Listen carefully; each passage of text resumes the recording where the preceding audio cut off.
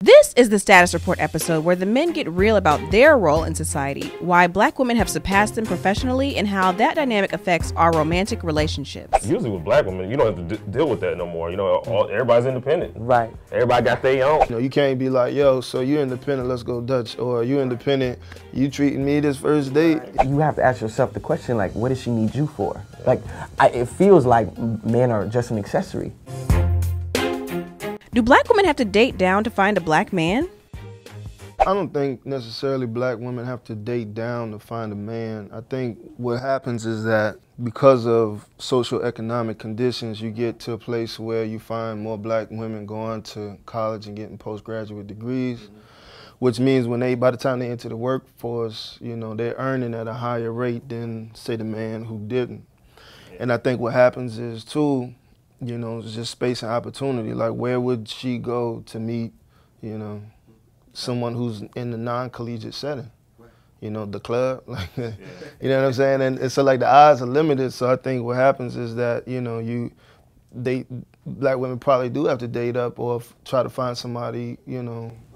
And as far as dating down, you know, to find a black man, it really depends on their standard. Right. You know, they might have a perception of what their ideal black man that Angie Stone told them, you know, but that's you know, you see that embedded in a lot of women, right, from the time when they're girls.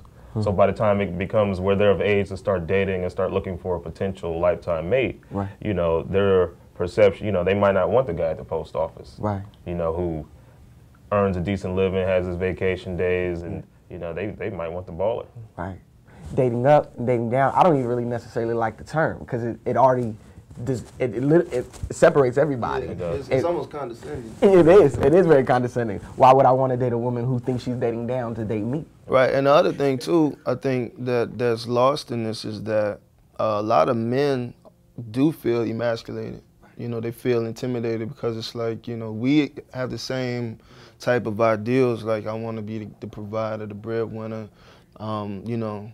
And so sometimes I think what happens is on both sides you have this kind of like flaming hoop litmus test, you know, of like, well, if you can't do this for me, then I'm not gonna do that, you know, that kind of shit. And so then at the end of the day, we're working towards a goal that isn't necessarily ours, it's society's, you know, because what works for me might not work for you, might not work for you, and same with a black woman.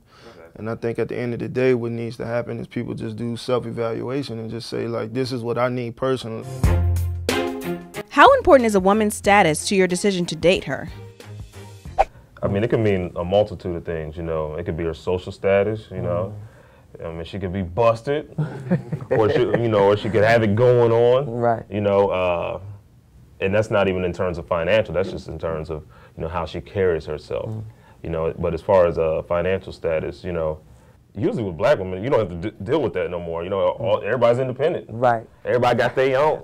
You know, seriously. So but I will say to that point though, the quest for independence sometimes leads to, you know, to use the athletic term, a stiff arm. You know what I'm saying? Where it's like, you know, it's almost, and this is my opinion, but I feel like it's almost schizophrenic in a sense where it's like you still have this want and need for a man to be a protector, provider, you know, open doors, and you know, you can't be like, yo, so you're independent, let's go Dutch, or you independent, you treating me this first date, you know what I'm saying? Like that's not gonna happen. So it's almost like, at what point does the independence lead into codependence, where it's like, I need you as much as you need me. Before I was married, like, I'd go to a club and it would be a turn off, because it's like, okay, you don't want me to buy you a drink, or you do? Right. Like, what the fuck? Like, you know, you don't want me to talk to you, or you do? Like, you know, like so even nowadays, like, you know, I'm glad I'm out of it, because I wouldn't know. And I think that does lend to some dudes, like, dating outside their race, because I heard a lot of cats, now my wife is black, but I heard a lot of dudes, my partners saying, like, you know, it's just too much baggage to get past. And in terms of status, you know, if you meet a chick who, I I can buy my own drink. You know, they could put on the busted list. Right, you know? right. Well, I mean, and if she can buy her own drink, you have to ask yourself the question, like, what does she need you for? Yeah. Like, it feels like men are just an accessory as opposed to just being the codependent. So let me ask you this. To be asking yourself, what does this woman need me for? A lot of guys, I think, fill in those gaps with the wrong shit. So it's like, well, okay, if she doesn't need me financially, then I'll just be the protector. So then they go out and try to find situations or create situations where they boss up and, you know, try to be... Or be your emergency dick in the glass. Right, basically. Or something, and I just think it leads to the degradation of you know, the home, because it's just like nobody knows where they stand anymore. Right. Is the idea of black love or a strong black family antiquated? I don't feel like the idea or the notion that strong black love is antiquated or black family love is antiquated. I feel like, if anything, it's like a renaissance happening right now, where black is beautiful again. Kendrick to Pimp a Butterfly, D'Angelo Black Messiah. It's like black love is sexy.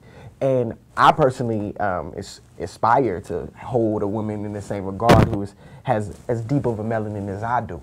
But it seems to be difficult for a brother like me. I'm single, and like the higher that I go in my education, it seems like black women, I think that I'm too good for them, and all of the women of other ethnicities and nationalities are interested in me. But my focus is on the sisters, but the sisters think that I'm only interested in the others because of my status, which is frustrating, because I want some black love too. And that's the worst part too. If they assume that you're into different nationalities, different ethnicities, you know what I'm saying? They're already cutting themselves short. Already. So if black love is, you know, antiquated or, you know, deteriorating, you know, I can point the finger.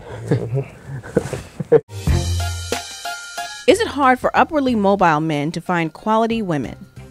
Upwardly mobile men probably run into the same issues as, you know, people who are looking for something but limit their options. Okay. Because, and I think partly due to the fact of time constraints. You know, like if you're busy all the time because you always grinding or you're always doing what you want, the only places I feel that you're gonna meet somebody is either in the workplace, in that field, or in the club when you go to relax and play. And I think, you know, it's not like, you know, I mean, you could maybe go to church or the mosque or temple or whatever, you know, however you worship, or you could go, you know. Yeah, what fits in your routine. In your routine, but you know, again, it's like if you working 18 hours, you know, your routine might just be going to 24-hour fitness and seeing who's there. Seeing who's there, right? But then you get labeled thirsty, right? Because on the treadmill, right? Because you rubbernecking like, you know. I only got 35 minutes. Man. Right. You know, and you musty and stuff, trying to holler, you know, spit game. You know, so I don't know. I think it does make it difficult, but I think that's equal on both sides. So I think, and if you're a very, very busy person, I mean, you just have to come to grips with reality that you're going to get someone where they fit in. Right. You know, that's just the way of the world, unless you find a housewife. Right. Who's someone who likes to be dormant at home. Right. But, you know, if you're on the go, you probably don't want that. And even more so, where you going to find her? If she loves to be at the house, she probably in the house. Or she can be at the club looking for a man like you. Right. Well, I personally like the sisters in the library or the Starbucks coffee shop. So, but, you know. But that's what I'm saying. That's my point. If you busy and you got downtime and you trying to relax, you know, it's almost like the Serengeti. You know what I'm saying? It's like there are women who will be like, I'm going to this club because this type of man goes there, and that's the type of man that's gonna let me sit up and watch Netflix, and he gonna, you know, let me share the password. Right.